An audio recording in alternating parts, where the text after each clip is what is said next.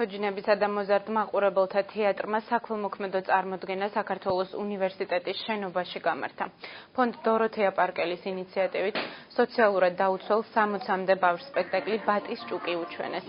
სექტემბერში დასის სერბეთის ქალაქ სუბოტაში საერთაშორისო ფესტივალში მიიღებს მონაწილეობას. ითამაშებენ ზურაბ ცინცაძის არგონავტებს, ხოლო ოქტომბერში ბულგარეთის ქალაქ ვარნაში ფესტივალზე დავით მაცხონაშვილის ფერადი ნისლების სანაპიროთი წარსდგებიან.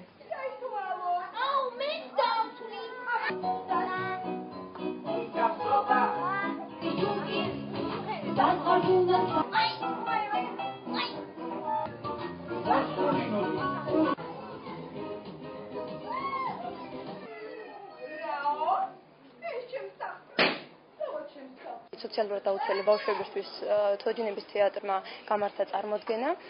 ძალიან კმაყოფილები არიან ბავშვები, თვითონ მართლაც ზოგი პირველადაა საერთო თოჯინების სპექტაკლზე.